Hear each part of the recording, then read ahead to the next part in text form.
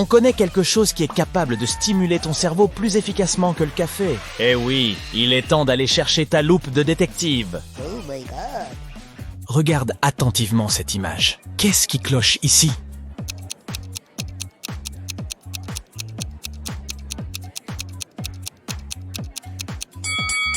Chacune de ces 4 personnes a une part de pizza à la main. Mais il ne manque que 3 morceaux dans la boîte à pizza. Tu as 3 bocaux qui sont tous mal étiquetés. Un bocal est rempli de pommes, un autre d'orange et le troisième d'un mélange de pommes et d'orange. Tu es autorisé à prélever autant de fruits que tu le souhaites dans chaque bocal pour corriger l'étiquetage. Quel est le nombre minimum de fruits que tu dois prélever? Et dans quels bocaux pour être sûr que les contenus correspondent aux étiquettes?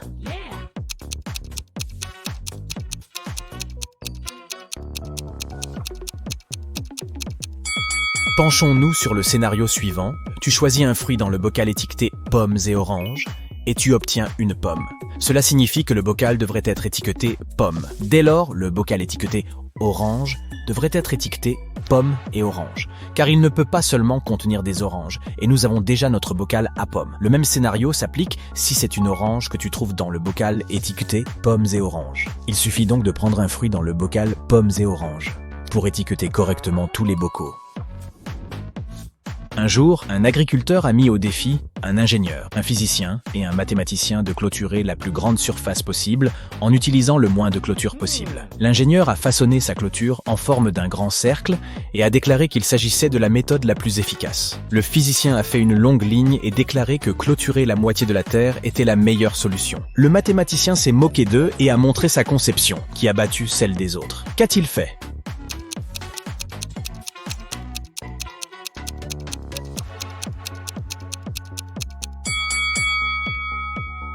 Le mathématicien s'est entouré d'une petite clôture circulaire et a déclaré qu'il se tenait à l'extérieur. Tous les jours après le travail, Jack arrive à la gare à 17h. Sa femme part de chez elle en voiture pour le rejoindre à 17h précise, le récupérer et le ramener à la maison. Un jour, Jack arrive à la gare avec 1 heure d'avance et commence à rentrer à pied. Il continue de marcher jusqu'à ce qu'il croise sa femme venue le chercher. Ils arrivent à la maison 30 minutes plus tôt que d'habitude. Combien de temps Jack a-t-il marché?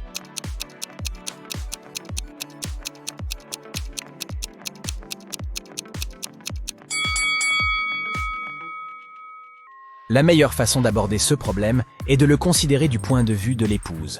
Son trajet aller-retour a été réduit de 30 minutes, ce qui veut dire que chaque étape de son trajet a été réduite de 15 minutes.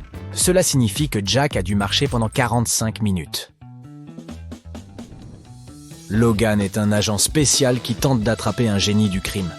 Après de longs mois d'enquête, il découvre enfin la planque du criminel. Mais la porte est verrouillée. Sans grande surprise, Logan aperçoit un écran à côté de l'entrée. Il le touche et l'écran s'allume. Ce doit être une énigme. Et notre agent spécial doit la résoudre pour entrer. Ajoute une ligne pour que ceci soit correct. 9h50 equal sign, I Ohio. Logan parvient à résoudre l'énigme en un rien de temps. Quelle est la réponse?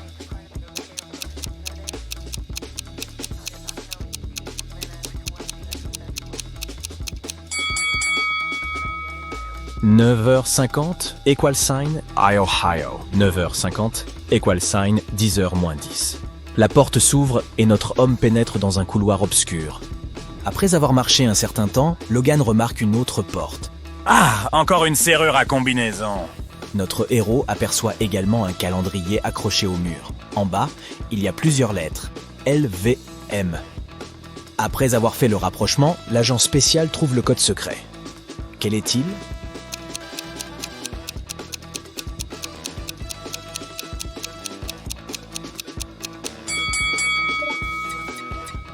Il s'agit de 153. Les lettres représentent les jours de la semaine. Lundi, vendredi et mercredi. Le lundi c'est le premier jour, le vendredi est le 5e et le mercredi est le 3e. Regarde ces deux familles. L'une d'entre elles est bidon. Qu'en penses-tu ?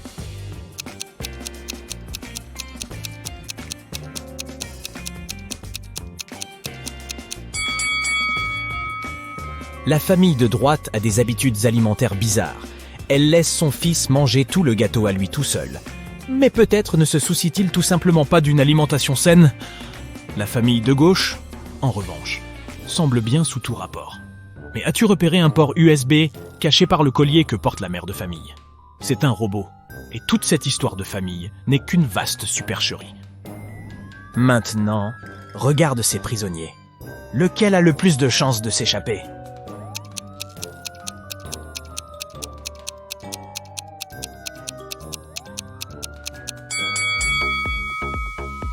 Ah!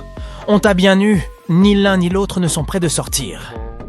Celui de droite sera immédiatement stoppé par le gardien de prison, tandis que celui de gauche se retrouvera face à ses chiens patibulaires.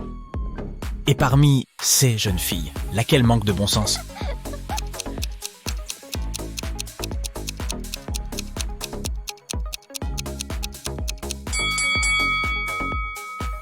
C'était une autre question piège. Aucune des deux n'est vraiment le couteau le plus affûté du tiroir. Celle de gauche s'apprête à poster une photo de sa carte de crédit sur les réseaux sociaux. Et celle de droite va partager les informations de sa carte d'identité et de son billet d'avion avec ses followers. C'est incroyablement risqué. C'est le jour de la rentrée des classes. Et le portefeuille du directeur a disparu. Il y a 3 suspects. Le jardinier, le professeur de mathématiques et le coach de sport. Voici ceux qu'ils ont déclarés. Le jardinier était en train de tondre la pelouse. Le professeur de maths corrigeait le contrôle surprise qu'il avait donné à ses élèves. Et le coach de sport s'entretenait avec de nouveaux élèves désireux de rejoindre l'équipe de football de l'école. Qui a pris le portefeuille?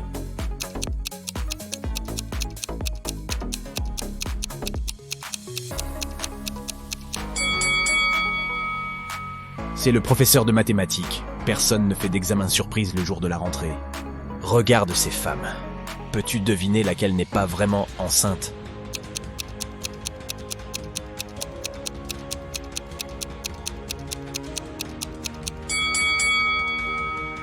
C'est la femme de droite.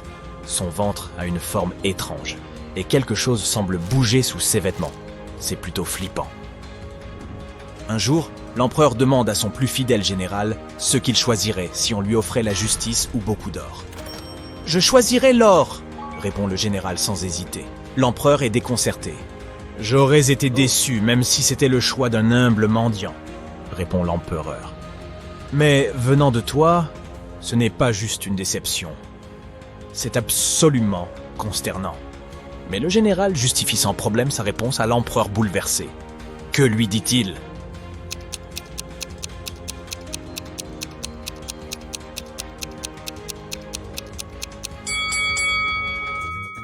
Il déclare que les gens demanderont généralement ce dont ils sont privés. « Sous le règne de votre majesté, ajoute-t-il, la justice est garantie à tous. Mais je suis très dépensier et toujours à court d'argent. C'est pourquoi j'ai dit que je choisirais l'or. » La réponse satisfait l'empereur, qui retrouve tout son respect envers le général.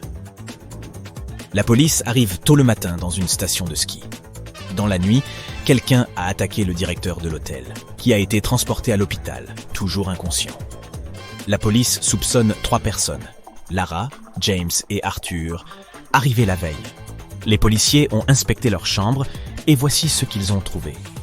Regarde attentivement ces éléments et essaye de comprendre qui a attaqué le gérant.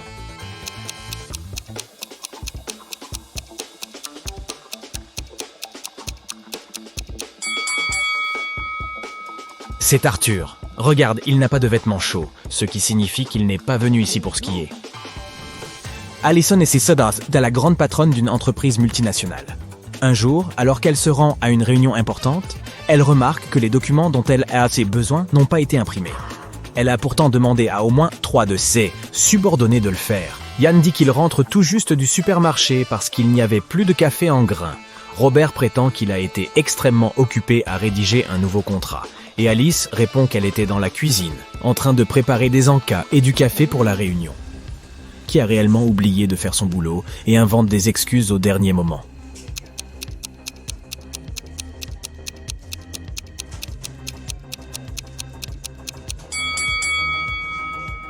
C'est Alice.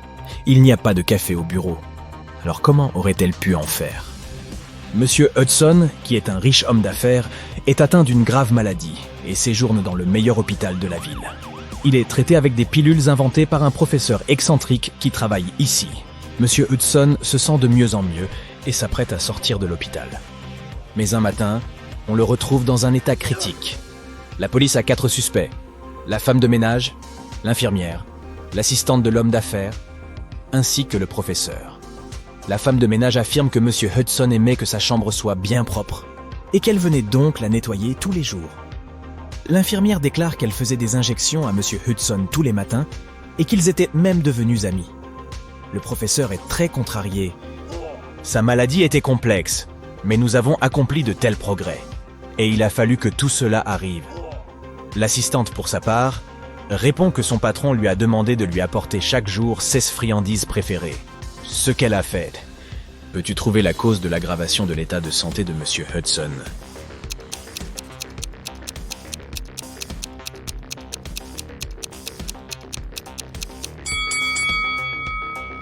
C'est l'infirmière. Monsieur Hudson était traité avec des pilules spéciales. De quelles injections parle-t-elle ? Harrison rentre chez lui lorsque quelqu'un lui jette une pierre qui l'assomme sur le cou. Lorsqu'il revient à lui, il se retrouve dans une pièce avec 4 portes et une minuscule fenêtre. Il ouvre la fenêtre, mais elle est trop petite pour qu'il puisse s'y glisser. Soudain, notre homme aperçoit un morceau de papier sur le sol. Il s'agit d'une note qui dit « Une seule porte mène à l'extérieur. Les 3 autres portes ne mènent nulle part. Tu ne peux essayer d'ouvrir qu'une seule porte et seulement une fois. Si tu n'y parviens pas, toutes les portes seront verrouillées à jamais. » Harrison réfléchit un moment et fait le bon choix. Comment a-t-il trouvé la porte dont il avait besoin ?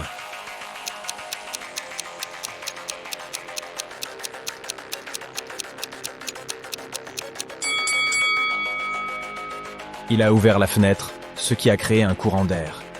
Notre héros n'a plus eu qu'à se pencher sur les différents trous de serrure pour sentir l'air frais qui s'échappait de l'un d'eux. C'était la porte qui menait à la liberté. L'inspecteur Cooper se reposait dans une station balnéaire lorsqu'un accident désagréable s'y est produit. Quelqu'un a poussé la vieille Madame Stevenson dans la piscine alors qu'il n'y avait personne autour. Mais ce quelqu'un ne savait pas que cette dame était autrefois la meilleure nageuse de son université. Et qu'elle n'a jamais cessé de s'entraîner. Il ne lui a donc pas été difficile de traverser la piscine et de remonter de l'autre côté. Cooper demande à la dame si elle a vu son agresseur. Elle lui dit que non. Mais elle est sûre qu'il s'agit de quelqu'un qui savait qu'elle venait de recevoir un énorme héritage. La détective doit questionner 3 personnes. Il s'agit de Terry, le fils de Madame Stevenson, de sa petite-fille Gloria et de sa nièce Judy.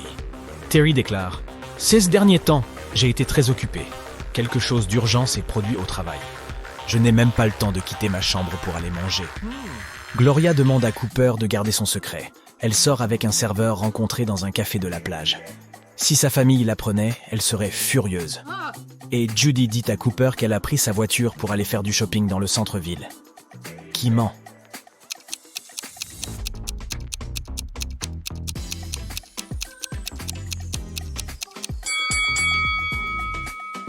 C'est Terry. Il a l'air d'avoir pris un coup de soleil. Mais comment est-ce possible s'il n'a pas quitté sa chambre depuis des jours? Jason a acheté une magnifique bague pour sa petite amie. Il compte la demander en mariage pendant le week-end. Il laisse donc la bague sur son bureau à la maison et part travailler. Mais lorsqu'il rentre le soir, il ne trouve plus la bague. Seules ses 3 sœurs étaient à la maison ce jour-là. Et aucune d'entre elles n'apprécie sa petite amie. Il interroge chacune d'entre elles. Mia était dans sa chambre. Elle dit y avoir passé la journée à repeindre les murs. Emily était dans la cuisine. Elle répond qu'elle y a préparé un gâteau d'anniversaire pour son amie. Et la plus jeune, Nora, se trouvait dans le jardin. Elle a dit qu'elle plantait des roses. Jason ne met pas longtemps à comprendre qui a pris la bague. Sais-tu de qui il s'agit?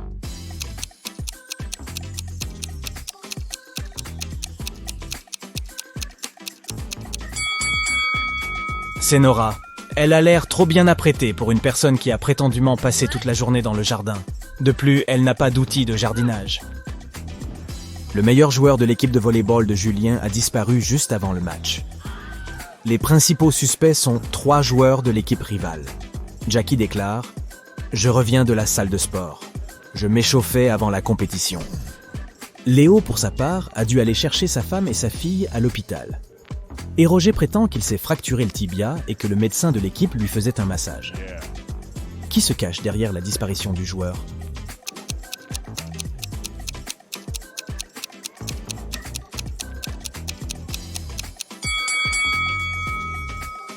C'est Roger. Se faire masser quand on a la jambe cassée? Sérieusement? Peux-tu trouver la solution de ce rébus?